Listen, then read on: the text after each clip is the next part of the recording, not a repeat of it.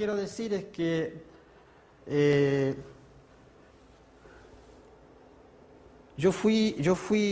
cuando fui por la primera vez al campo, me fui con una teoría de la teoría del riesgo. Era la moda en los años 94, 95. Con todo un marco conceptual a través de la teoría del riesgo. Yo cambié de fusil de Paul, como dice, ¿no? O sea, cambié de mirada. Digamos que a medio camino, para el contexto del trabajo, me di cuenta que la noción del riesgo era totalmente insuficiente, ¿ya? Estamos hablando de una situación excepcional, ¿ya? En todo sentido de la palabra, ¿ya? Vamos a hacer como dicen acá, un link entre el genes y la sociedad, ¿ya? Porque muchos impactos que hubo y que hay todavía con relación al accidente de Chernobyl tiene una relación directa con el problema biológico de la salud de las personas. Yo voy a explicar también cómo. Entonces, la idea, digamos, es que para mí, en esa situación, la noción de catástrofe es una noción que para mí es central, ¿ya? Y no es que en lo que yo voy a explicar y en lo que va a seguir en la discusión tal vez, no es que haya un imaginario del catastrofismo, ¿ya? Es simplemente que de esta teoría, digamos, o de esta noción de catástrofe, yo voy a intentar de traer otras nociones de otras teorías que van a permitir de enriquecerla, ¿ya? Dos autores que estos últimos años han dado mucho que discutir sobre esta noción de catástrofe. Paul Virilio es un filósofo, ¿ya? Y que evidentemente ha elaborado toda una teoría sobre el accidente, ¿ya? Y que integra, digamos, la noción de accidente, y yo la llevo a la noción de catástrofe, como ya más que un imaginario colectivo, ¿ya? No es del imaginario, es una situación de hecho. Y evidentemente no podemos dejar de mencionar Jean-Pierre Dupuy, que con su famoso libro sobre el catastrofismo ilustrado, yo diría más esclarecido, ¿ya? Permitió, digamos, de colocar en la mesa una discusión bastante, yo creo, interesante, en el cual hay de todo, ¿no? Y los podemos nutrir de su visión, ¿no? Yo hago como un menestrón, trato de ver qué es lo que es más pertinente, digamos, para lo que yo voy a estudiar en esa región. Ahora, entonces, para que ustedes vean que no es solamente un imaginario, la catástrofe es una situación, y yo tomé esto del Journal Le Monde, del miércoles 5 de enero, que sale de un estudio que fue hecho por una institución alemana, por un centro de investigación alemán, ¿ya? Que evidentemente hace un diagnóstico sobre la evolución, digamos, de las catástrofes en el mundo, ¿ya? Entonces, toman de 1980, ¿ya?, hasta el 2010 y hacen como un diagnóstico sobre la importancia, digamos, que hoy día tienen las catástrofes a nivel mundial, ¿no? Y lo que esto implica, digamos, también en lo que es pérdida de vida humana, ¿ya?, pero también en costos, ¿ya?, también en situaciones, digamos, de dramas, ¿ya?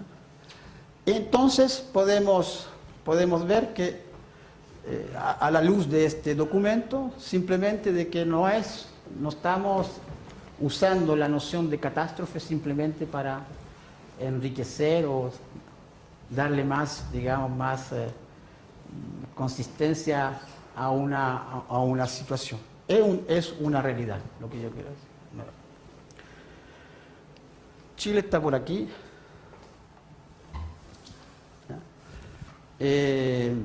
Aparece también en el documento. Entonces lo podemos identificar desde el punto de vista de en muchas regiones del mundo como el problema el fenómeno de la catástrofe es un fenómeno real. Después hay toda una reflexión, digamos, desde el punto de vista teórica, filosófica, digamos, que tentamos de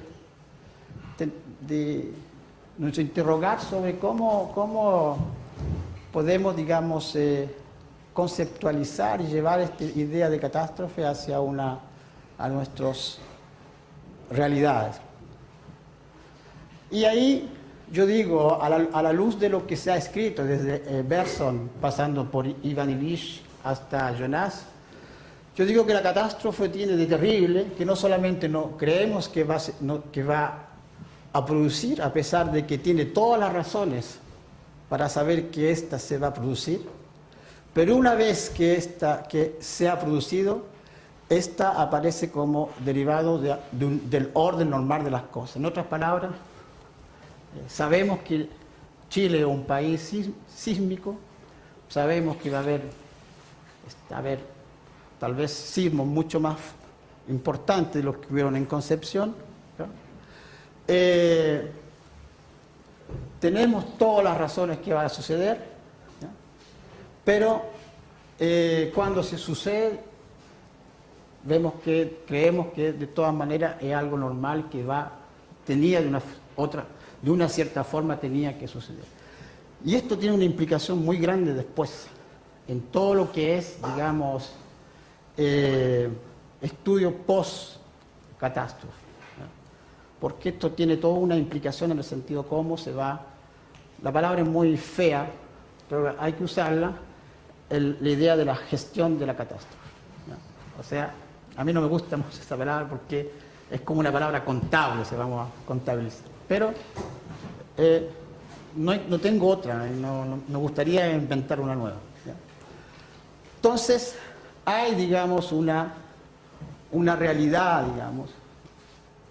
Entonces, lo que yo le quería decir de que en la idea de la catástrofe, la noción de la catástrofe, hoy día tenemos, ¿ya?, que la catástrofe induce costos de beneficio, costos, ¿qué es lo que va a implicar, digamos, una catástrofe en el sentido de poder tirar algo, digamos, entre comillas, algo que se pueda optimizar, por decir así, un drama, ¿no?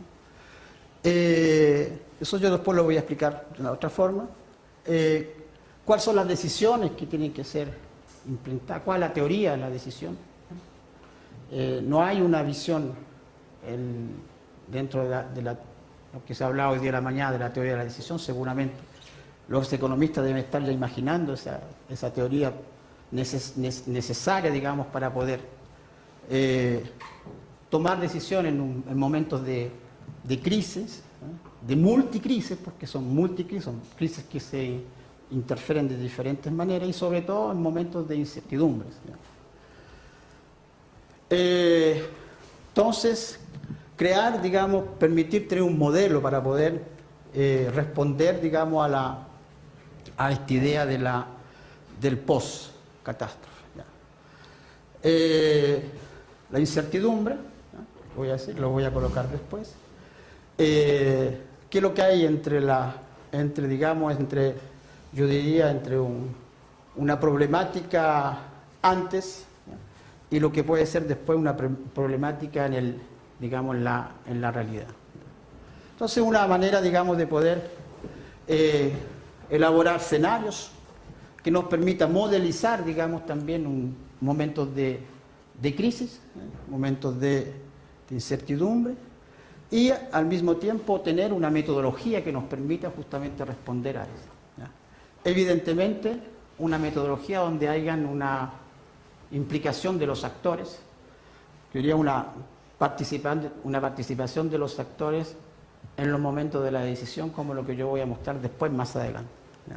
Entonces, una forma, digamos, que yo coloqué acá para tentar de darle una consistencia poco teórica, ¿ya? Y evidentemente, una noción que, digamos, que es importante, la noción de la ignorancia, dentro de la acumulación de información y la acumulación de conocimientos que nosotros podemos tener sobre un objeto preciso. Eso también implica mucha ignorancia. Entonces, en un momento dado también hay ignorancia para poder responder, digamos, al problema. Entonces, es importante, digamos, de pensar la catástrofe, ¿ya? Pensar la catástrofe significa proyectarse en un post, lo que estaba diciendo, ¿ya? Es decir, poner el desastre en el futuro tratándolo como inevitable, ¿ya? Y el caso chileno puede ser un caso también, puede ser un caso de escuela, ¿ya? Podemos después discutir sobre eso. Pensar según la catástrofe que induce un modelo de pensar inédito. Yo creo que ahí hay cosas que yo creo que son interesantes, que uno puede aportar, digamos, de manera original, que puede llevar como resultado, digamos, puesto que siempre se busca el objetivo final, puede llevar como resultado yo diría una política de la prevención, ¿no? Una política de la prevención que tome en consideración, digamos, todos estos parámetros que evocaba al instante. Es un tema, principalmente en Chile, cuando hicimos el seminario había una falla, digamos, en la manera como las políticas públicas no tenían un cuadro preciso sobre qué es lo que es prevención en caso de grandes consecuencias de un terremoto, como fue el tsunami.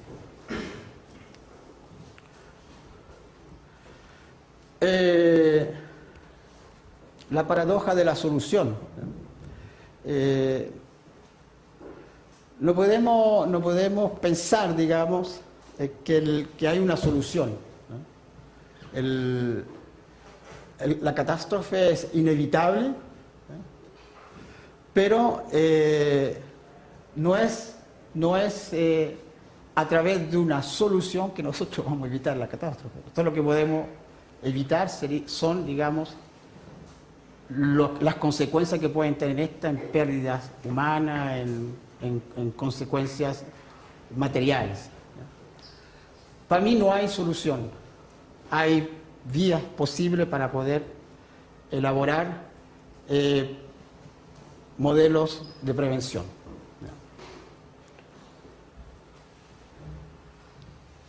Y ahí hay toda una discusión, digamos, en que tal como puede ser, digamos,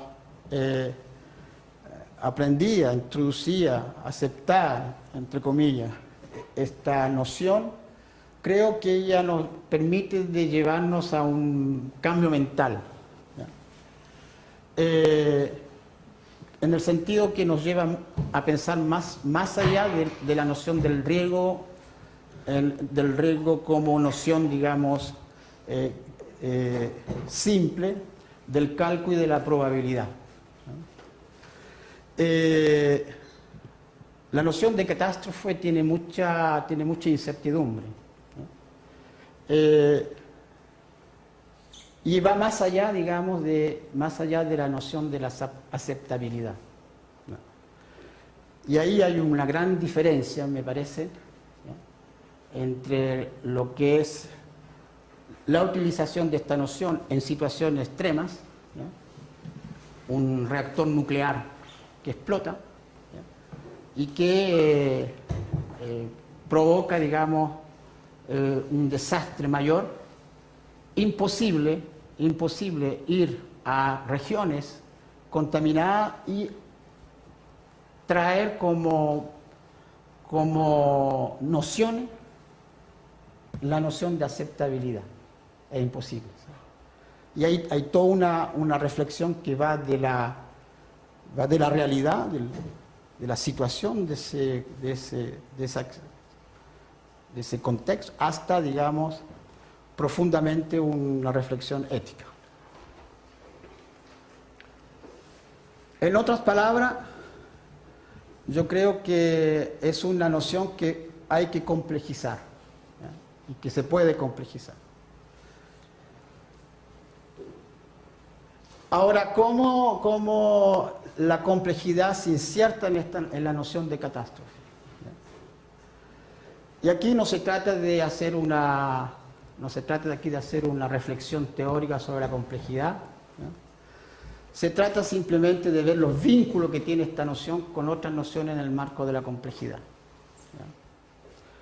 ¿ya? Y de ver los vínculos y ver si los vínculos que ella tiene permite justamente de crear una forma de pensar diferente frente a no solamente a las catástrofes naturales, pero principalmente en las cuales estamos bastante hoy día,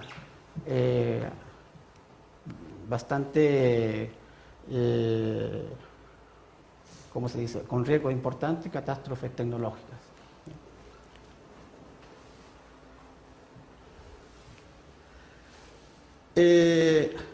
A la señorita le va a gustar porque utilizo la noción de emergencia. La noción de catástrofe lleva en sí, vehicula en sí la noción de emergencia, ¿eh?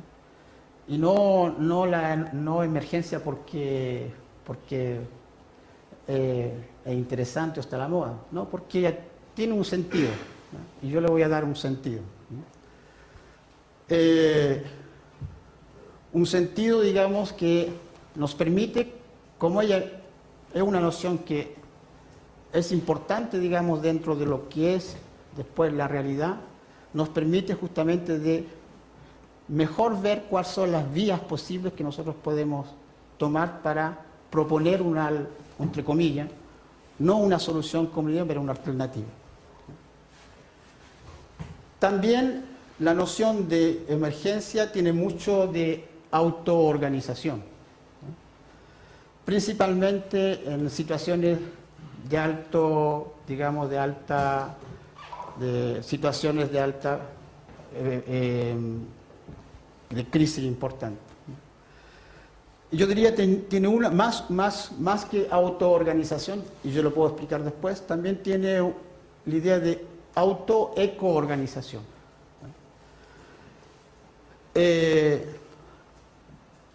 Como lo dije al principio, concepto de incertidumbre, ¿ya? Y, digamos, crisis, noción de crisis, y la noción de orden y desorden, ¿ya? Toda catástrofe trae en sí el orden y el desorden. Y principalmente la catástrofe de Chernobyl, que voy a mostrar después, aparece, digamos, de una manera bastante importante. Entonces, y ese orden, desorden, induce, por decir así, la mise en orden de organizaciones complejas. Permite una otra forma de organización que llamo organizaciones complejas del punto de vista de los sistemas sociales.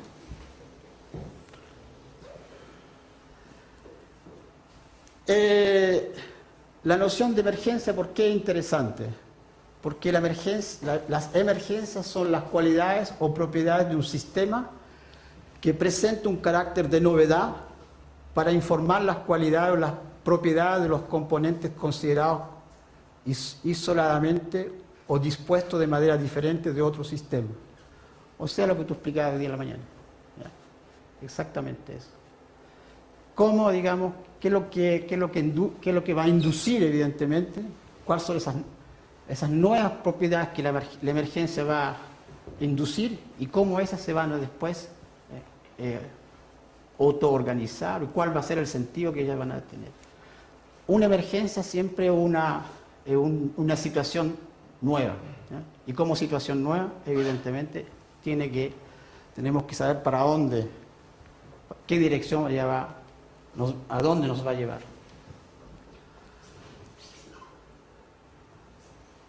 La emergencia, ¿ya? La conciencia es una emergencia. ¿Ya? La vida es una emergencia. La conciencia es muy importante lo que voy a colocar, porque mi investigación se pone énfasis, digamos, en la emergencia a nivel de la conciencia. Porque finalmente, en situaciones extremas, es el ser que va a tener que buscar las formas, digamos, de poder vivir o convivir en una situación de alto peligro. ¿Ya? Entonces necesita verdaderamente una tomada de conciencia. ¿Ya? Pero la toma de conciencia es una cosa muy fácil, o sea, es muy fácil de decirla. El problema es cómo esto se va a fomentar, cómo se va a construir, ¿no? ¿Cuáles son los elementos, digamos, que pueden permitir, digamos, esta emergencia? Lo interesante es que tú no sabes todavía cuál va a ser la dimensión que ella va a tener como consecuencia. Aparece como algo, digamos, de inattendu. ¿Ya? ¿Ya? El resultado de algo, en el caso mío, el resultado de una crisis, ¿ya? Mayor. ¿Ya? Entonces hay ya digamos, un saber detrás para saber cómo ella va a poder cambiar de dirección, digamos así. ¿Ya?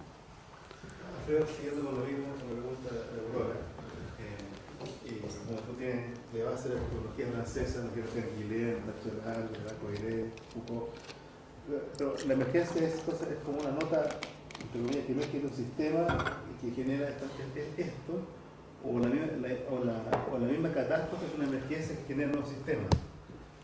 O sea, hay una emergencia grande y una emergencia pequeñita. La emergencia pequeñita sería una cualidad que aparece que no estaba, ¿no? O existe como una emergencia gigante, como ontológica, que es la catástrofe en por sí misma, que genera nuevos sistemas y no propiedades emergentes. O sea, ahí habría como otra cosa distinta. Sí. Como en Foucault la emergencia sería como eso. Claro, exacto. La emergencia sería como la catástrofe. Claro. O sea, para mí la emergencia en ese sentido, ¿ya? Es lo que viene, digamos, lo que provoca la catástrofe, digamos. Es la grande, ¿ya? Como tú dices, la grande emergencia, ¿ya? Está en el sentido de Foucault. Lo que es interesante después de ver cómo esa emergencia van a inducir formas, digamos, de buscarle, entre comillas, una normabilidad a lo que ella dice las consecuencias. ¿Ya? Entonces, yo lo voy a mostrar más adelante.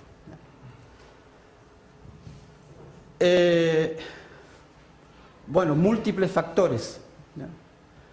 La catástrofe nos permite, digamos, de estudiar y traer, digamos, una multifactorial, digamos, y colocarlo en interacción y colocarlo, digamos, en discusión. Es fácil.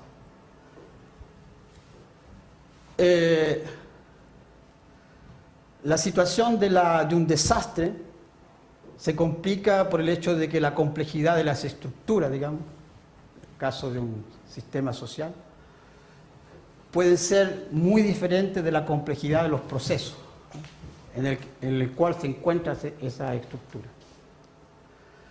Entonces, en el sistema, digamos, en el caso de Chernobyl, es muy interesante porque hay una coalición de situaciones en la cual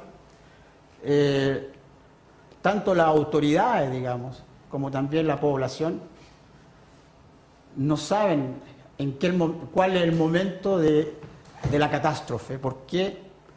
Porque sucede en un periodo histórico muy importante.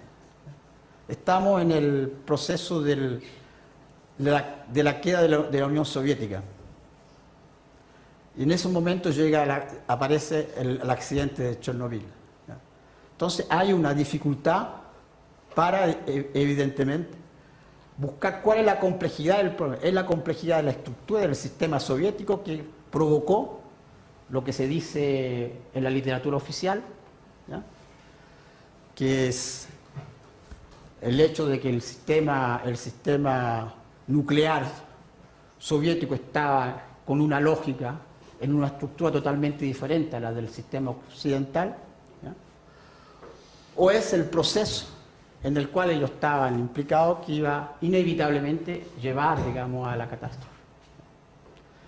Y cómo, y ahí que viene ahí viene la situación aún más compleja, cómo eso aparece dentro de los actores sociales, cómo ellos van a poder hacer la diferencia entre una situación y la otra. Por eso que la catástrofe necesita un antes y un después. Y en mi investigación, el antes es muy importante, porque el antes de la catástrofe te permite a ti de poder diagnosticar en cuál era el estado, digamos, de la sociedad en el cual se vivió esa catástrofe. Porque el después de la catástrofe es en la población, en los actores sociales, es siempre la mención del pasado. El antes siempre viene como un elemento importante. En el caso del accidente de Chernobyl, ¿ya?, el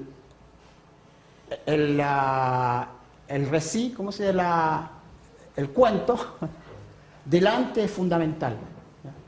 Antes nosotros hacíamos esto, antes nosotros teníamos un sistema que nos protegía, antes nosotros aprovechábamos mucho de los bosques y de lo que nos daba la cultura del bosque. Entonces hay toda yo diría una reflexión importante de colocar, digamos, como elemento no mayor la cuestión del antes.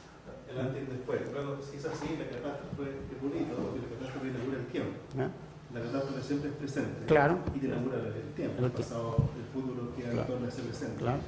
Y después, o sea, claro, organiza todo el mundo. claro. Y después tenemos un comportamiento que yo llamo, lo que yo he escrito, que es: las personas están eternalmente en el presente. Sí. Es así exactamente.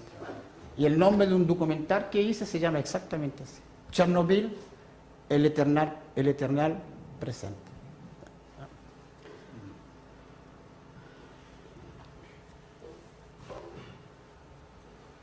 Y ahí las cosas se van a complejificar aún más, ¿ya? Antes y después de Chernobyl, ¿ya? Y ahí vamos a comenzar a aterrizar lo que me dio Pablo Márquez, algo aterrizado.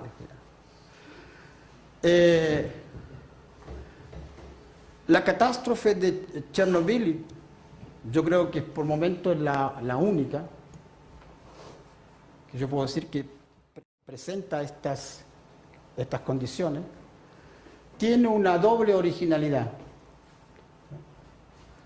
No solo hay una destrucción, que después van a ver que es mucho más difícil de decirlo así. Además, existe la incertidumbre de la destrucción, de la huella de la contaminación, de la contaminación radioactiva. Al parecer, estas huellas comienzan a desaparecer por lo menos lo más visible, ¿ya? Pero para los habitantes, ¿cuáles son las huellas más visibles de un fenómeno que es invisible? ¿Ya? Y aquí viene toda una reflexión que yo tengo de mucho tiempo, es que me acerco un poco a la fenomenología y principalmente elaboro un marco fenomenológico del visible e invisible. ¿Ya? ¿Por qué? Porque el accidente nuclear y la distribución de los átomos son invisibles, no se ven. ¿Ya? No hay visibilidad. Entonces, frente a una catástrofe como la de, por ejemplo, la de la bomba atómica en Hiroshima, hay una destrucción. ¿Ya? Hay una destrucción, hay estigmat, como se dice. Podemos percibir, tenemos la percepción de la catástrofe. Se destruyó. Hiroshima destruyó Hiroshima. La bomba atómica destruyó Hiroshima. Nagasaki fue destruido. ¿Ya? Entonces, nosotros sabemos cuál es, digamos, la dimensión de la catástrofe. ¿Ya? Conocemos la destrucción. Sabemos que dentro de la destrucción podemos encontrar incertidumbres. ¿Ya? Incertidumbres sobre la rehabilitación, la reconstrucción, todo lo que ustedes quieran. ¿Ya? En el caso de Chernobyl no hubo destrucción. ¿Ya? Hubo destrucción del reactor nuclear. Explotó. ¿Ya? Entonces la destrucción es la central que se destruyó. ¿Ya? Y después no hay más destrucción. No hay más. Todo es igual. ¿Ya? Entonces, ¿cómo poder justamente entender y explicar el peligro de esa destrucción? No se puede. ¿Ya? Y para poder darle, digamos, una objetivación, que es lo que hicieron las autoridades, elaboraron cartas de la contaminación. La única forma de poder cuantificar la dimensión del problema es a través de las cartas. Las partes rojas son las partes más altamente contaminadas. El resto es contaminado, pero están contaminados igual. ¿Ya? Y aquí hay toda una discusión también sobre esta forma de representación de la catástrofe. ¿Cómo nos representamos las catástrofes? ¿Cuáles son las formas de representación que usamos? ¿Ya? El terremoto lo representamos con la destrucción. ¿Ya? ¿Sí? ¿Por qué en el mapa aparecen como dos zonas? Yo me hubiera imaginado que era como un epicentro y un no, porque hacia afuera. Ya, el centro está acá, y acá es la explosión, la estrella. Y claro, y después como que merma en intensidad. Sí, porque acá después, este es acá el reactor explota, ¿ya? Estamos hablando del 26 de abril, ¿ya? La explosión del reactor, al día siguiente comienza a salir la nube, ¿ya? Y el tiempo, el climático que existía en la región lleva la nube con átomos, ¿ya? La lleva a estas regiones. ¿Ya? Esto es luego después del accidente. ¿Ya? ¿Ya? Acá es las zonas, digamos, que son las zonas más contaminadas, que son consideradas como zonas de exclusión. Acá hay contaminación también, ¿no? Mucha contaminación, pero son zonas, digamos, que ellos llaman de control permanente. ¿Ya? O sea, si podemos cuantificar, podríamos decir que aquí son las zonas en las cuales la vida en el sentido de las personas que se acabó. ¿Ya? No hay más. ¿Ya? Aquí ellos los consideran como mediamente contaminadas, pero hay unas normas. Mediamente contaminadas son normas de contaminación muy importantes para poder que la población continúa vivo. ¿Ya? Y después hay zonas que ellos llaman zonas de alerta, donde hay contaminación, ¿ya? Pero que, entre comillas, ¿ya? Se puede, digamos, puede haber una vida. ¿Ya? Para mí, todo esto es imposible. ¿Ya? Mismo si la contaminación es mínima, mismo si estamos hablando de normas internacionales, mismo si la contaminación es mínima, es imposible de vivir. ¿Ya? Posible. Y yo le voy a explicar por qué. Entonces, para poder que la catástrofe tenga una implicación en el sentido de una apropiación, de saber cómo lo vamos a poder administrar, la gestión de la catástrofe, tiene que haber una representación. Y la representación, en un primer momento, se hizo a través, evidentemente, las cartografías. Voy a volver a las cartografías porque yo trabajé con las cartografías y trabajé con la utilización de las cartografías y la población, para saber cómo la población asimilaba, cómo se representaba a partir de la cartografía el problema de la catástrofe. Bueno, creo que gracias a los franceses, ¿verdad? Y todo el caso del holocausto, de la Shoah, con el trabajo de Resné y Slagman, se ha llegado a pensar que es imposible representar la catástrofe. Incluso moralmente, éticamente, Sí, es sí, imposible representarlo. El horror no se puede representar. Claro, evidente. Entonces, y por eso está lo que hace Larsen, Sí. ¿verdad? Porque intenta Resné. Sí, Y están los documentales de John Ford, Sí, ¿verdad? sí. Que se muestran las bombas. sí, sí. Entonces, aquí está complicado porque está muy invisible. Claro, exacto, sí, sí, estamos en esa complejidad, ¿ya? Estamos en una complejidad en la cual es impalpable, ¿ya? Es invisible, ¿ya? Y sin embargo, Opera. claro, sin embargo los átomos están funcionando, ¿ya? Están funcionando.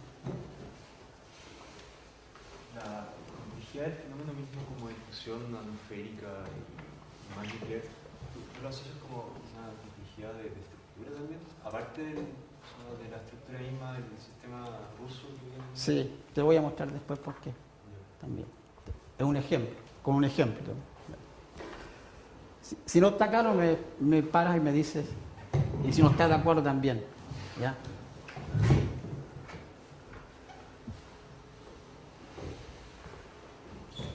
Y ahí volvemos, digamos, a el pasado, ¿ya? Y el pasado aparece en la población, digamos, que está afectada con esta situación, aparece como siendo un ideal, yo llamo un ideal perdido. ¿Ya? La vida de las personas de esas regiones es el pasado. El pasado es lo que mueve, digamos, el vivir de las personas en ese lugar. ¿Por qué? Porque para mí fue algo que me conmovió mucho de idealizar ese pasado, a pesar de todo lo que había detrás. Estamos hablando también de un sistema político muy duro, ¿ya? Condiciones de vida muy duras, ¿ya? Estamos en el campo, no estamos en la ciudad, no estamos en la capital, estamos en el campo, estamos a kilómetros de Moscú, estamos a kilómetros de Minsk, estamos en pleno, yo llamo el mundo eslavo profundo. ¿Ya? Y hay una idealización de ese pasado. ¿Ya? Y el pasado pensar el pasado es como retomar, digamos, el futuro, una cosa así. ¿Ya? Para ello el pasado es lo que puede permitir en un momento dado se proyectar en el futuro. Y hay muchos ejemplos. Entonces hay una idealización. Y eso es un fenómeno, digamos, que yo no había conocido en otro lugar, en mi investigación. no hablamos al presente. No existe el presente. El presente no existe desde el punto de vista mental de las personas. Todas las discusiones, todas las entrevistas, todo es el pasado. Y no hay futuro. No hay futuro. Y yo coloco en mi libro el avenir sin avenir, porque no hay avenir. No se ve, no se vislumbra a qué momento podemos salir de este marasmo. No se vislumbra. Y todo lo que viene por encima de decirles que sí, que no hay posibilidad, todo eso es falso. Yo me enfrenté violentamente con la Organización Mundial de la Salud. Miente, pero miente oficialmente, miente. Lo que estoy diciendo lo estoy diciendo sobre bases fundadas, no estoy inventando y no es una retórica, estoy hablando profundamente. Los gobiernos que son los lobbies del nuclear mienten. Entonces no hay, digamos, no se vislumbra para esas personas una posibilidad de salida de crisis, por decirlo así. ¿Ya? Y los grupos de investigaciones que vienen a trabajar, muchos, japoneses, europeos, americanos, vienen con una única lógica: poder acumular información de lo que puede suceder después. ¿Ya? Pero no les dan ni una posibilidad de salida. No hay esperanza. No, es muy terrible lo que estoy diciendo, pero no hay esperanza. Y la esperanza está ahogada en un pasado idealizado. Ahí está la esperanza.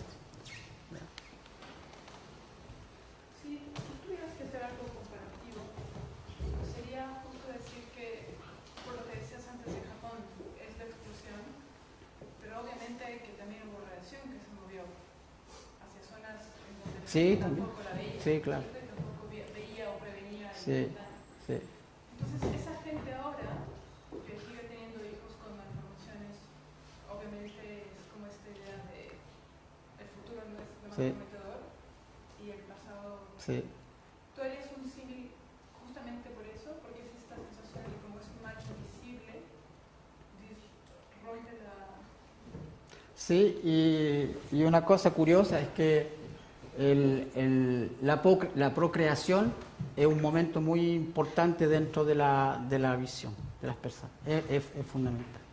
¿Ya? Y hay lo que decía el joven, ¿Ricardo se llama? Claro. Sí. Hay una brecha que se abre. ¿Ya? Y esa brecha es nueva, tiene un año. O sea, el accidente fue el 86, estamos en el 2011. 25, 26 años. Y la brecha se abre hoy día, hace un año y medio, 2 años. ¿Y cuál es la brecha? Yo la vi. Es que en las nuevas generaciones, o sea, las personas que cuando hubo el accidente tenían un año, ¿ya? O no habían nacido, principalmente las que no habían nacido, hoy día ven el futuro. El futuro es poder procrear. Es el futuro. Con todos los riesgos que pueden haber. ¿No? Pero hay familias jóvenes madres que no podemos vivir del pasado, es textual lo que estoy diciendo. Tenemos que tener un futuro. Y el futuro es el nacimiento. Es muy nuevo. Entonces, hace 2 años atrás, eso no existía. Ahora hay cochecitos. ¿Ya? ¿Pero por qué? Porque hay una lógica. Yo te voy a explicar cuál es. Entonces estamos, lo que yo llamo una crisis de la crisis, multicrisis. ¿Ya? Crisis existencial, crisis económica, crisis política, crisis ecológica, crisis social, etc. Y tú le agregas todas las crisis, todas tienen un sentido. No es crisis por la crisis, todas tienen. Y todas las crisis tienen una interacción entre ellas, todas. La política, hay un status quo, porque no se puede, principalmente en las dos regiones que son las más digamos, afectadas, que es Ucrania y la Bielorrusia, hay un status quo de la política, lo que lleva a una crisis social. La crisis social no resuelve el problema de la rehabilitación, y etcétera, etcétera, etcétera.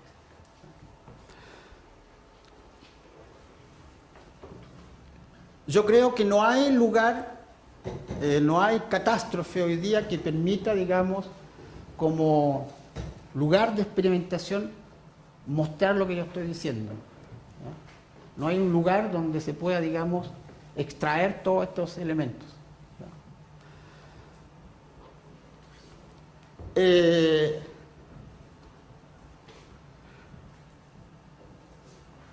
Ahí viene la pregunta, que está relacionado a la crisis, otra crisis sanitaria, ¿ya? La cual también está relacionada, esa crisis sanitaria, a la ignorancia que esas personas han tenido con relación al verdadero impacto del punto de vista de las patologías.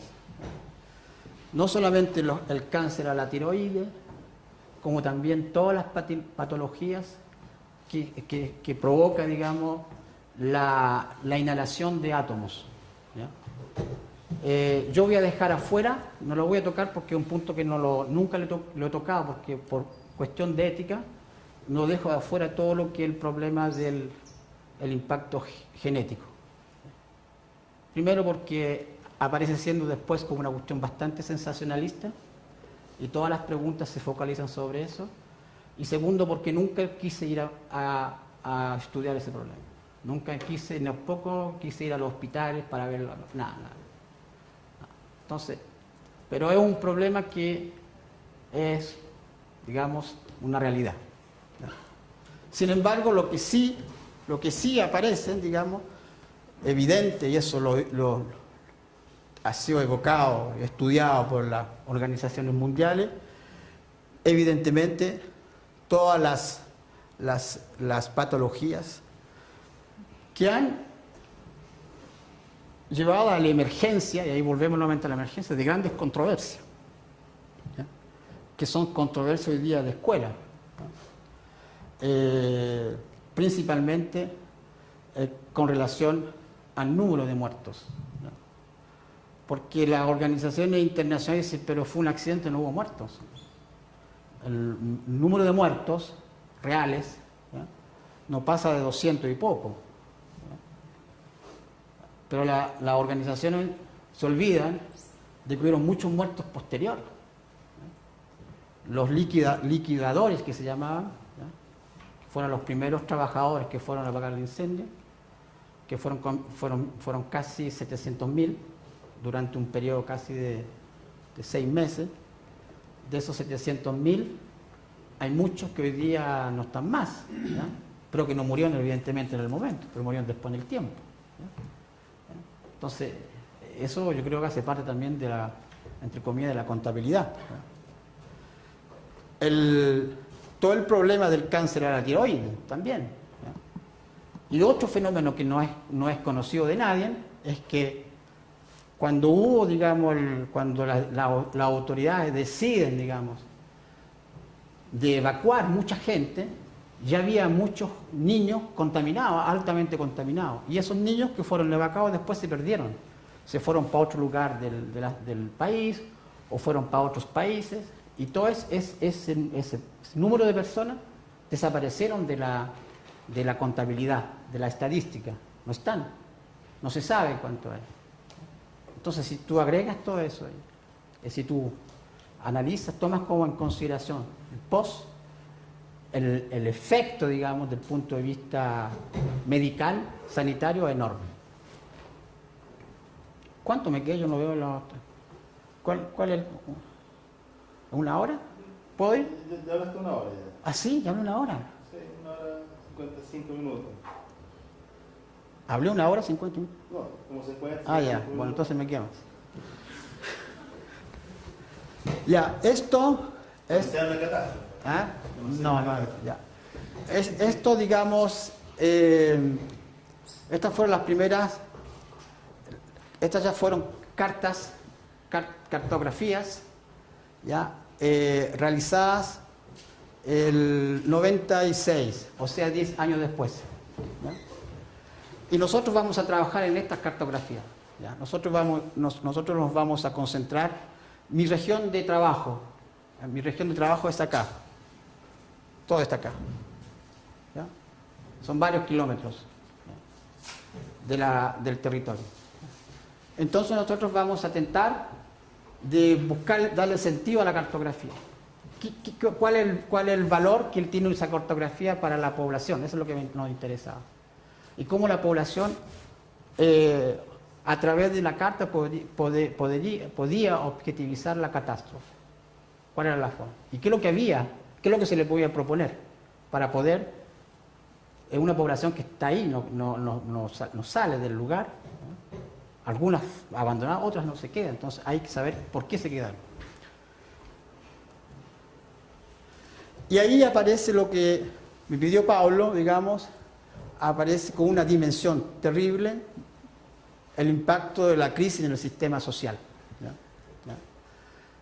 ¿Ya? No solamente por el éxodo, ¿ya?, el desplazamiento de mucha gente, desplazamiento de centenas y centenas de miles, ¿ya?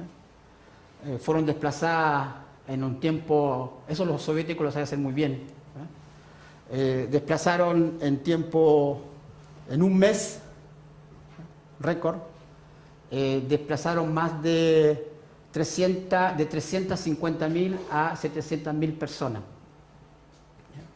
Y muchas de ellas fueron desplazadas por tiempos temporarios, se van a otro lugar. Entonces hay todo también una historia del éxodo, hay toda una historia de la evacuación. Y principalmente para los ancianos que ya habían vivido un periodo de evacuación en tiempos de guerra. Entonces el drama, digamos, se multiplica aún más. Y se multiplica aún más porque hay un éxodo, y en el éxodo hay una separación entre los ancianos y los niños. Los niños son separados de la familia y son llevados a otros lugares. ¿Ya? Los separan de la familia porque necesitan de las personas adultas para poder trabajar y tentar, digamos, de enfrentar las cosas del cotidiano. Principalmente había que movilizar, había que sacar de las regiones maquinarias agrícolas, animales, ¿no? O sea, había que dejar regiones enteras vacías para poder saber cuál era el nivel de peligrosidad de la región. Peligrosidad.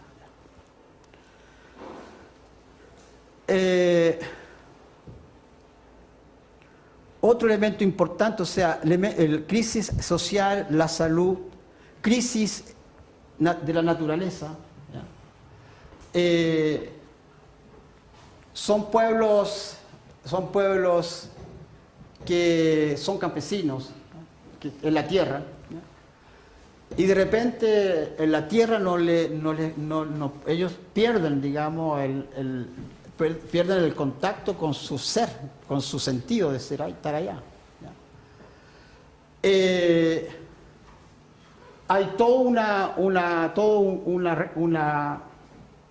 una reflexión sobre la relación. Aquí la idea de hombre y naturaleza toma un sentido totalmente extraordinario, ¿ya? Las mirtillas, no sé cómo se llama aquí, la fruta del bosque, ¿ya? Todo eso de repente cambia en la visión del mundo de ellos, ¿ya? Y todo lo que pueden hacer es contraproductivo para su propia salud, ¿ya? Las frutitas negritas que se encuentran en el bosque, ¿ya?, son tan peligrosas comerlas que contaminarse con la nube, ¿ya?, acumulan la acumulación, digamos, de radionucleídos, de toda la cadena, digamos, de la flora, es impresionante. Las callampas son los vegetales que más acumulan contaminación. Entonces hay toda una transformación, digamos, en la representación de las personas frente a la naturaleza también. ¿Ya?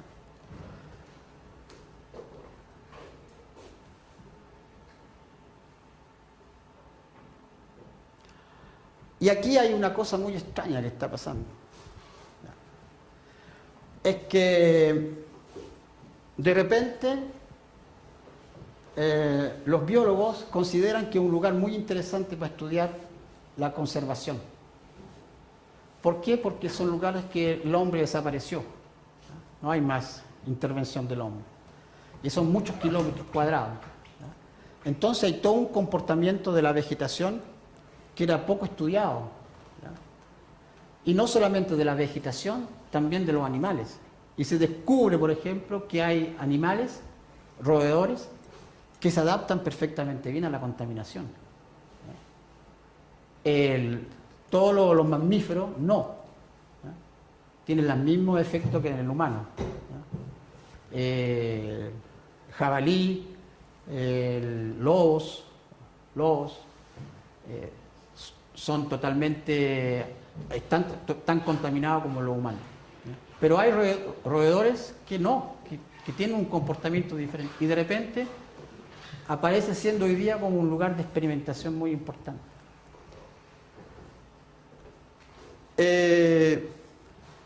Y hay digamos una experimentación que se cree que con un tipo de planta particular, se cree que plantando esa planta, ¿ya? Es una planta en francés se llama el colza, ¿no? En español no me acuerdo el nombre. ¿Eh? Sí. Y es una planta que absorbe mucho la contaminación. Pero esa planta que hay mismo. Sí, la sacan para hacer biocarburante. ¿Ya? Una planta que sirve para hacer aceite, para hacer... ¿Se emiten como los elementos radioactivos al aire? No se sabe. ¿Ya? No se sabe. Genera un negocio. Claro, no se sabe. ¿Ya?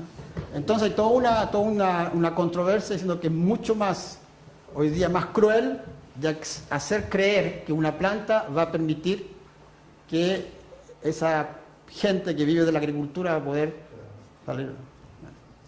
Se inventa una nueva versión. Exactamente. Sí. Sí. Claro. Exacto.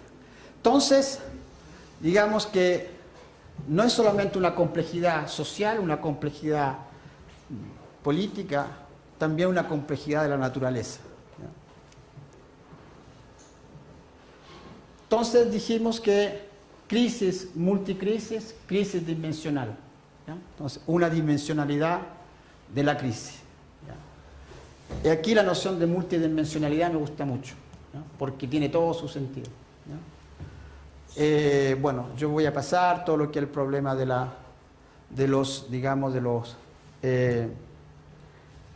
problema de la contaminación en el impacto sanitario. Solamente un dato para que podamos después tal vez discutir, es que las autoridades del Organismo Mundial de la Salud, ustedes pueden buscar los documentos, no hay ningún problema, dice OMS, Chernobyl, aparece todo. ¿Ya? Consideran que el problema de Chernobyl no es tanto un problema de las patologías, es un problema psicológico. ¿Ya? Y ese problema psicológico permitió la emergencia, y ahí nuevamente la emergencia, de un fenómeno que se llama la radiofobia. La radiofobia es un fenómeno en el cual las personas ven o sienten la radioactividad en todo lugar. O sea, de que consideran de que la radioactividad le ha provocado, digamos, una destructuración del sistema cognitivo y que todo está relacionado al problema psiquiátrico. En otras palabras, la gente de Chernobyl se volvieron locos. Pero sin embargo, no hay ni un estudio, digamos, en la psiquiatría para saber si verdaderamente es eso. El problema es que cuando tú estás con las personas son totalmente normales. Es simplemente una forma de decir, es una manera de minimizar el impacto. ¿Por qué tú crees que la OMS no ha hecho los estudios que debieran haberse hecho por lo que tú mencionas? Porque yo creo que el lobby del nuclear es muy fuerte, los intereses son muy grandes. ¿Ya?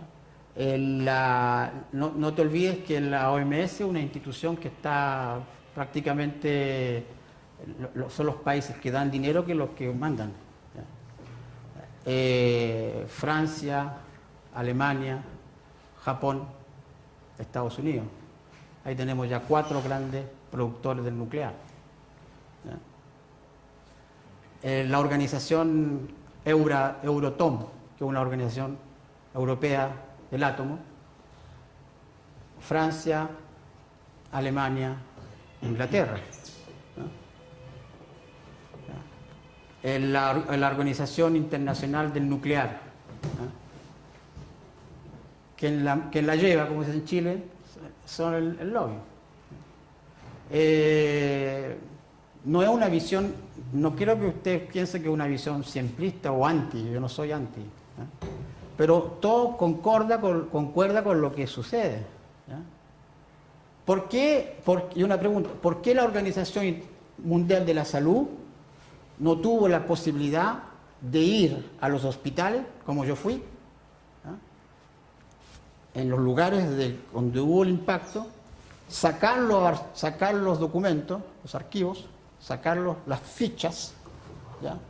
Las fichas de las personas que fueron atendidas en el hospital en los 10 primeros años y hacer verdaderamente un estudio para saber cuál fue el nombre de personas, cuáles fueron las patologías de personas que fueron y cuál ha sido el seguimiento de esas personas posteriormente. Simplemente, yo digo, ¿por qué no hice? Siendo que tenían todas las condiciones de hacerlo.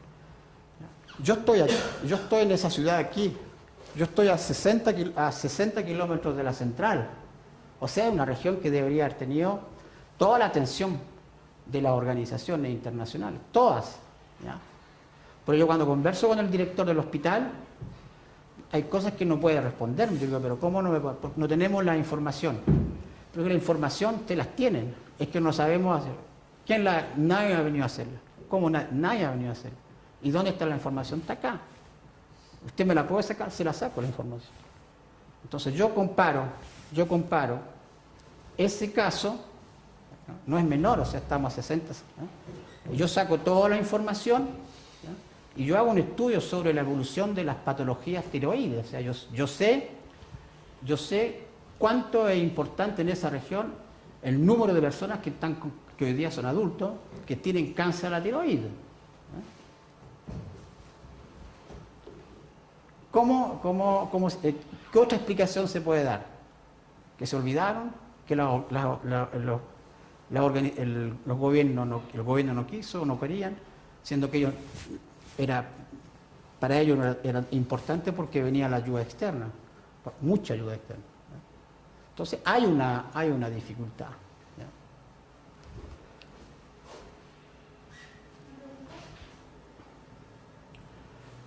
Ya. ¿Di? Esa falta de preocupación por el tema del seguimiento del paciente y de las personas afectadas directamente, las puedo ver de dos maneras.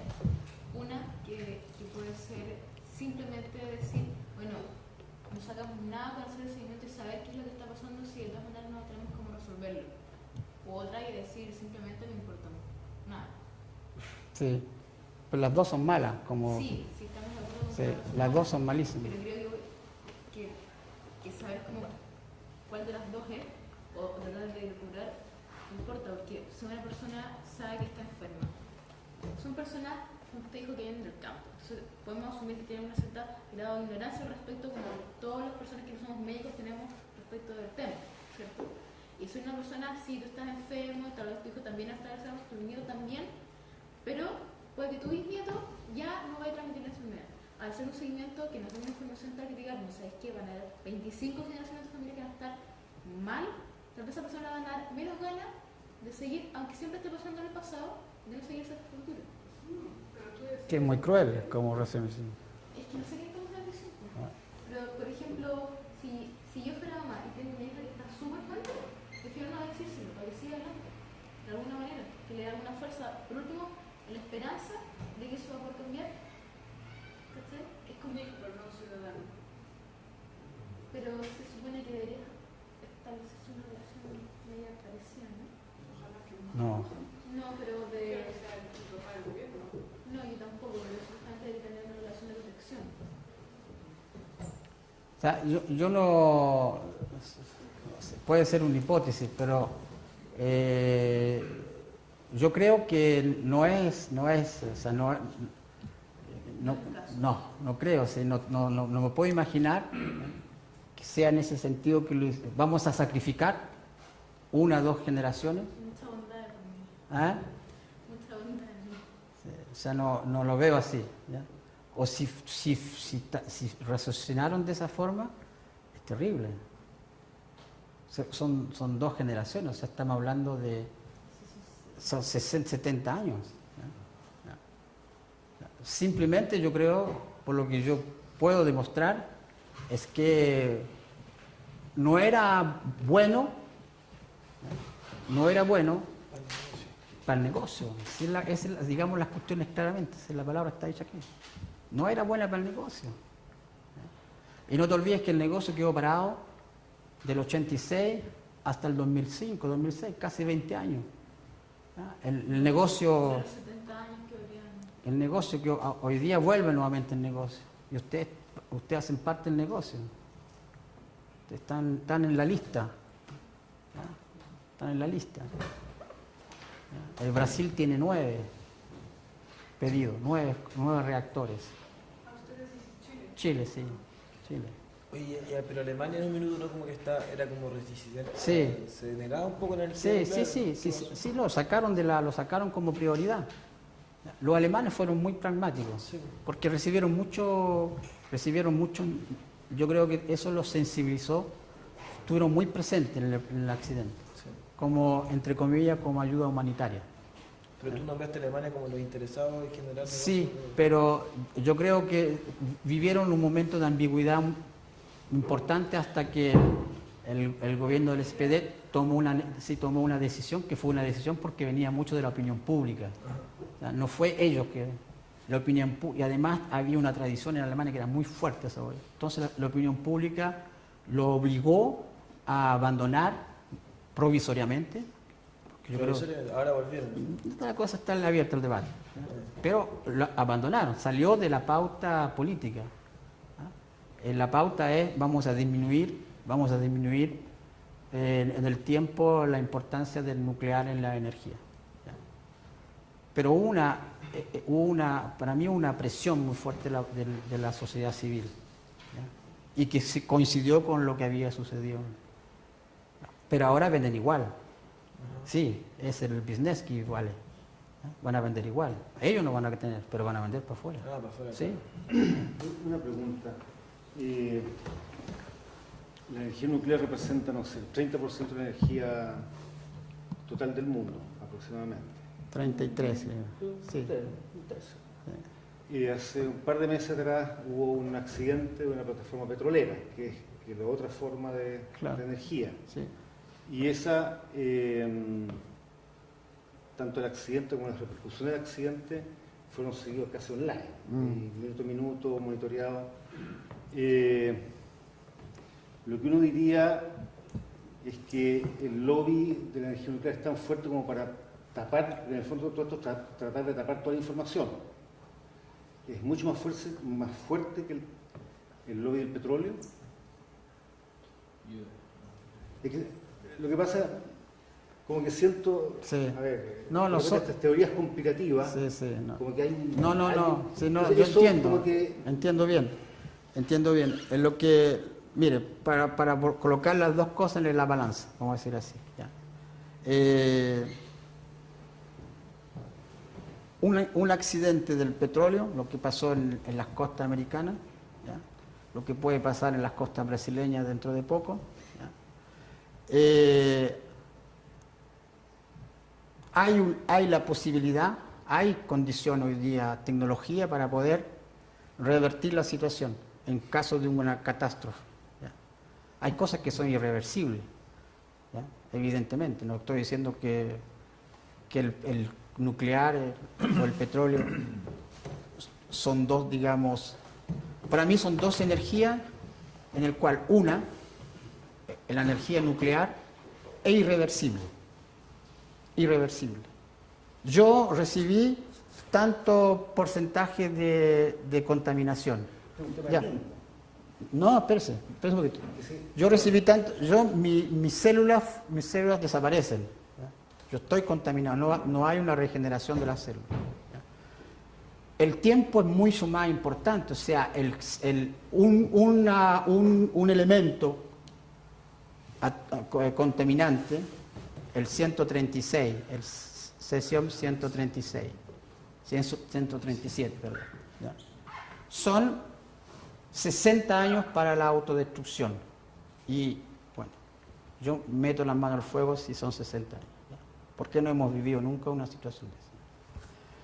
El strontium 90 son 90 y poco años. ¿Ya?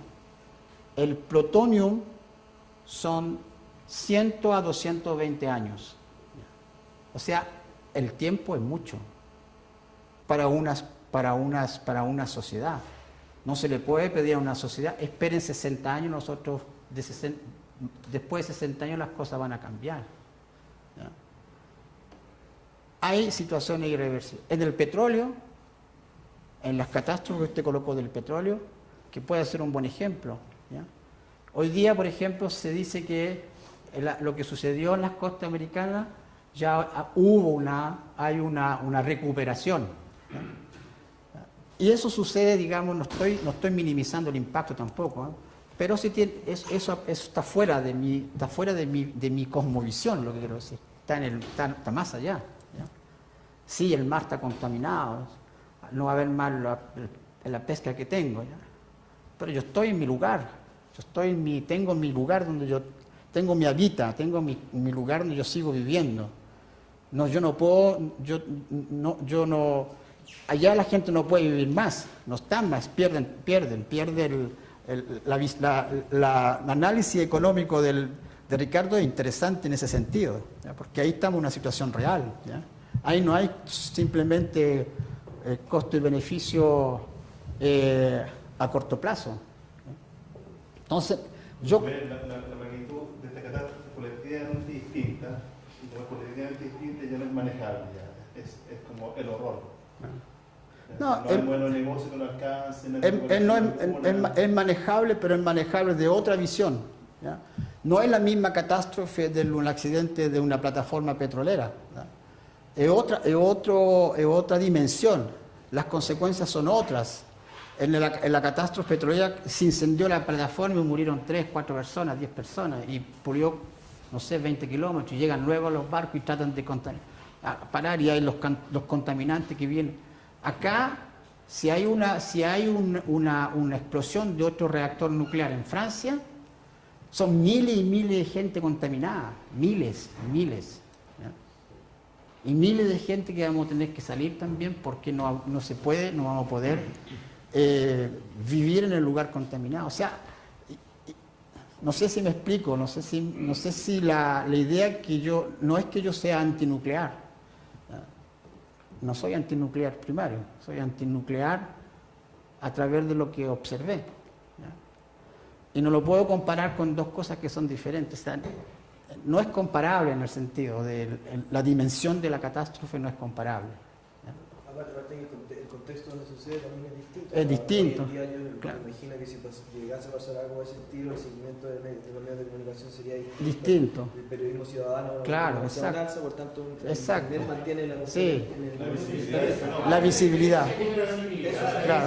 Esa Sí. es la gran diferencia, Sí. y esto lo mencionaste al comienzo. Yo Sí. creo que ese es un impacto Claro. enorme. Sí, sí. Yo estoy pensando en las catástrofes petroleras que han habido. Sí. Han sido pocas las que han pasado invisibles porque no se puede. Claro. Yo me acuerdo del tema del La Exxon Mancha. Valdez. ¿Quién se Claro. acuerda del Exxon Valdez? Estuvieron como 20 años tratando de recuperar Alaska por el Exxon Valdez. El Exxon Valdez quedó como casi como un hito. Creo que quedó ahí el barco, en fin. Entonces no lo pueden ocultar y eso es una cosa que desde el punto de vista del lobby es terrible porque esto es invisible. Ujú. O sea, a menos que exista un mapa como el que nosotros vimos, Sí. pasa totalmente desapercibido porque, se murieron unos cuantos, sí, Sí. si tuvieron un cáncer, uno los puede como ocultar con frutas una mancha de petróleo. Ah. Y eso es para desgracia del lobby petrolero, digamos, y para gracia del lobby nuclear, es invisible. Y aparte, imagínense, si hubiera ocurrido un accidente nuclear ahora, habrían 1 millón de documentales en internet ahora Sí. sobre eso, Claro. sobre gente que de partida tiene otros intereses para poder hacerlo. Claro. Sí, es más fácil, yo creo, encubrirlo. Ahora, no me cabe duda que también tienen que haber habido 1 millón de intentos para encubrirlo del petróleo, Mucho. pero no se pudo, ¿no?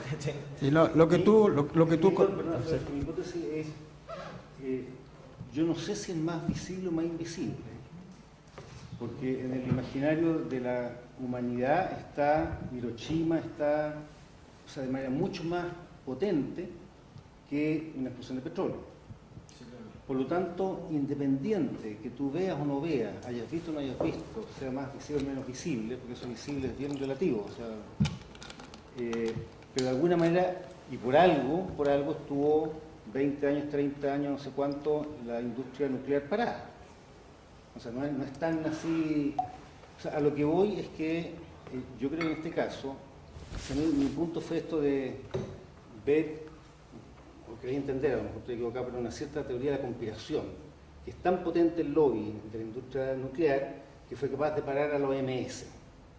Yo no tengo nada a favor de la OMS, pero digo, porque yo creo que efectivamente se dio en una situación en la cual había todo un tema de cambio de régimen que era mucho más opaco. Sí.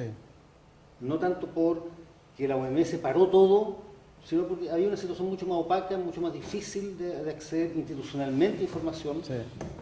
que en el caso de, yo creo que si fuera hoy día, sin duda sería con un lobby de la industria nuclear mucho más fuerte, hoy día que hace 30 años atrás, cuando estaba en el suelo.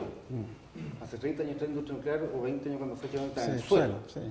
Hoy día está más Sí. activa, pero por lo tanto yo no veo relación de causa-efecto ahí. O sea, siento que es un tema, pero no me queda muy claro que haya una teoría de la conspiración del silencio, porque, repito, para mí en el imaginario de la humanidad está Hiroshima, Nagasaki metido, por lo tanto cualquier cosa de repente, al tiro uno se imagina una estación nuclear, 300 bombas explotando y con todo el impacto que eso tiene, y las imágenes, uno puede no haber visto ninguna imagen de Chernobyl, pero ha visto millones de películas. Que no hay imágenes de Chernobyl. Por eso no importa, da lo mismo. Pero uno vio todas las películas que han pasado sobre Sí. Hiroshima y por lo tanto en el inconsciente uno toma prestadas Sí. las imágenes de Chernobyl que no vio nada y se imagina, sea cierto o no sea cierto, pero es más o menos parecido. Claro. Entonces, no, en definitiva más que creo que no veo una razón de causalidad entre el lobby nuclear y que haya parado a la OMS. Yo creo que hay otras razones. Yo creo que lo que llama la atención es que la OMS hoy en día no tome carta en el asunto para poder, porque ya viene un auge de la energía atómica, por tanto que no tome carta en el asunto para poder conservar, limitar, qué sé yo, de hacerlo de la mejor manera posible. Porque sin embargo, como fue un hito histórico, una organización internacional, o lo que uno espera como ciudadano de una organización internacional, es que siempre tenga los temas principales sobre la mesa. Y me imagino que no es un tema vago, siendo un tercio de la energía lo que se necesita, lo que se hace hoy en día nuclear. Entonces no es lo que llama la atención. Y probablemente yo creo que hay de todo un poco. No creo que haya una mala intención ni una conspiración gigante, pero tampoco creo que no haya lobby.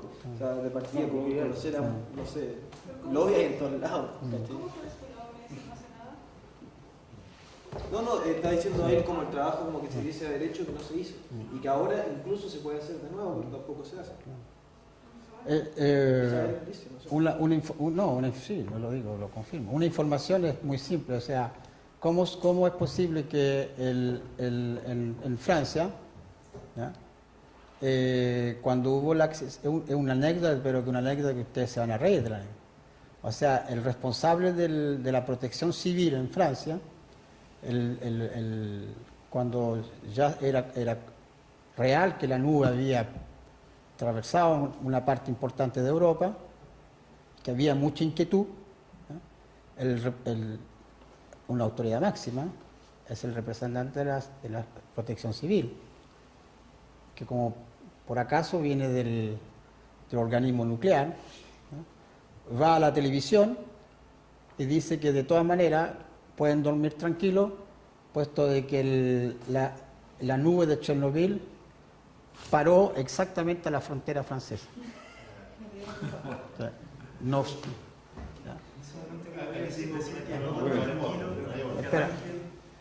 No, no, simplemente decir que en una buena parte del noreste de la Francia y sureste, es decir, simplemente tengan cuidado, que la nube ha atravesado esta región y por lo tanto, sí, no sé. Hay que tener cuidado cuando la radiación está... No, pero no salgan no compren verduras, no beban leche,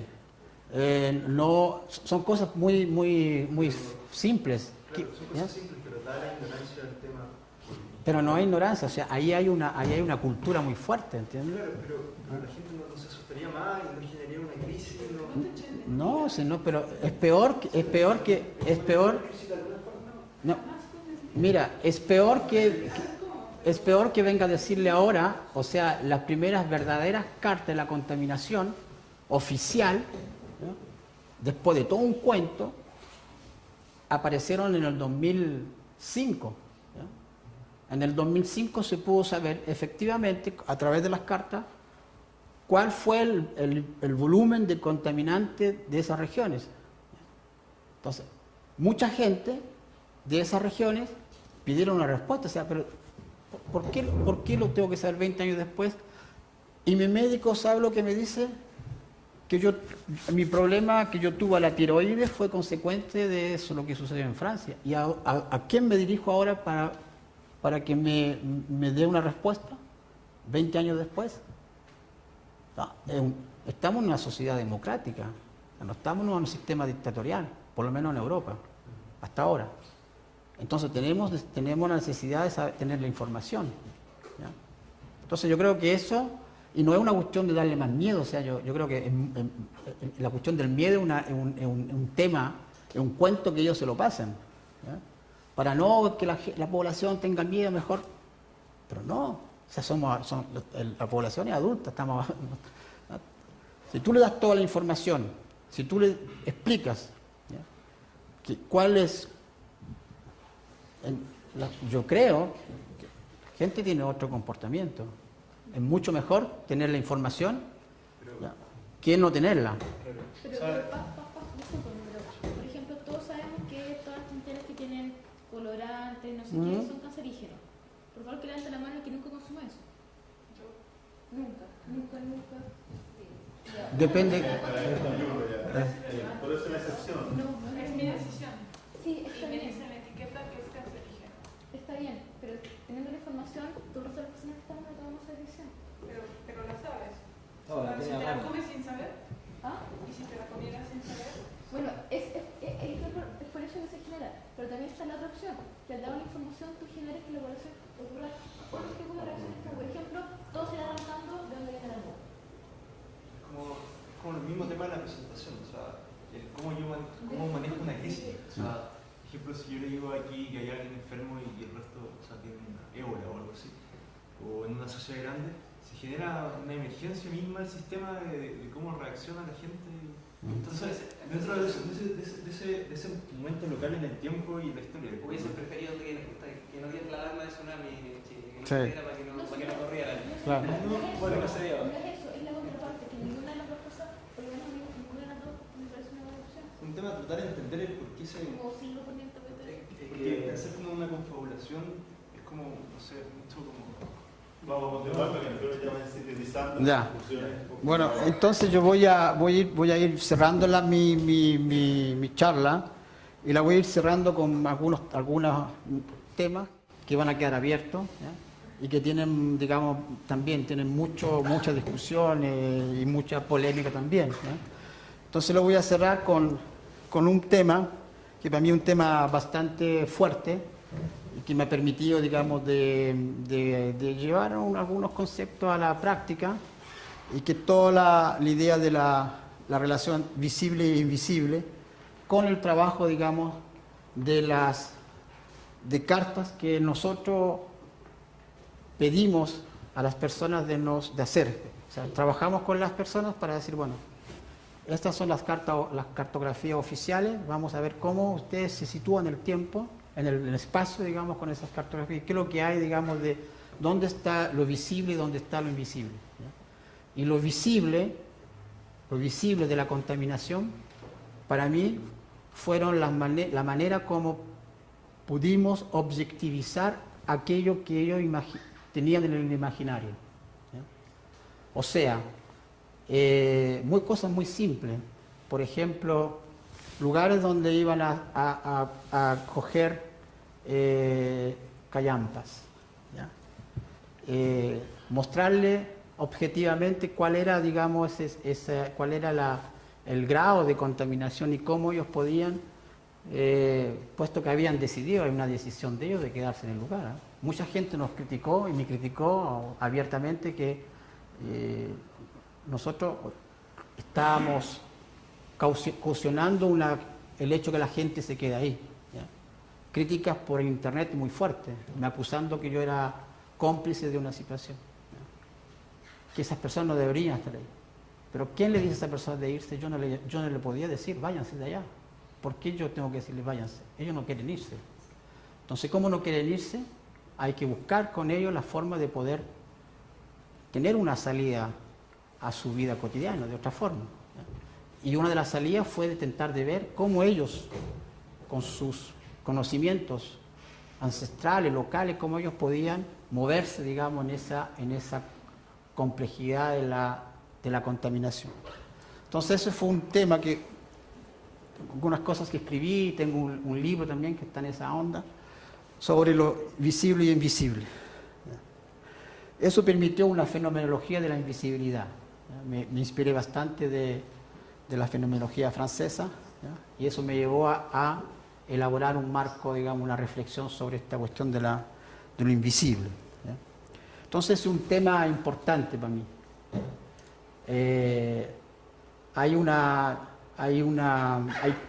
No hay mucha literatura sobre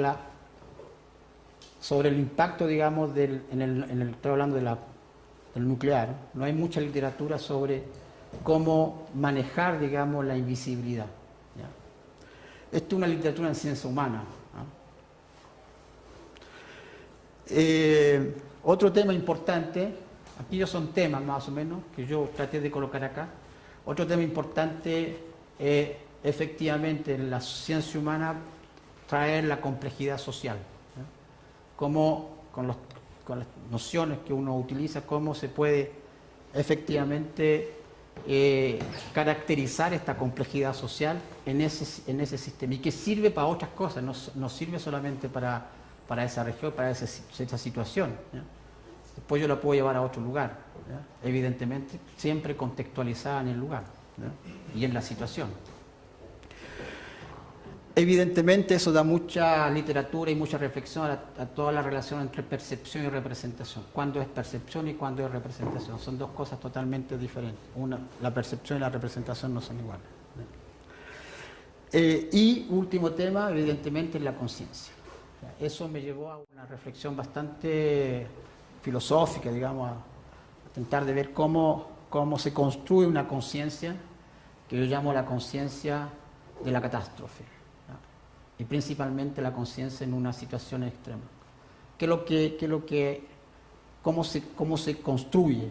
¿Cuáles son los elementos que permiten esa construcción de la conciencia? Estoy convencido que un elemento importante, y por eso que el tema que tú colocas me interesa también como discusión, estoy convencido que la conciencia es, la construcción de la conciencia es a través del conocimiento. Tú das más información, tú muestras, tú permites que las personas se informen con todos los conocimientos que tú les puedes dar. Yo creo que eso te permite de construir una conciencia para poder enfrentar una situación.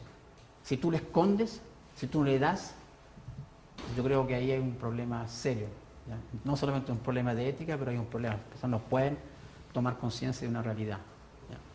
Entonces ese es un tema grande que tiene un impacto muy grande, muy importante, porque después ese mismo tema lo sitúa en otros contextos, ¿ya? La conciencia ecológica, la conciencia, la noción de conciencia y la construcción de la conciencia. A través de este proyecto, de esta investigación, 10 años, me permitió a teorizar sobre la conciencia en el real, la complejidad del real. Bueno, eso está relacionado con el invisible e invisible, ¿ya? Eso también está dentro de la categoría de la complejidad social, como la noción de desorden y de orden son efectivas en una situación de catástrofe. Eso también está relacionado, y muchas gracias por todo.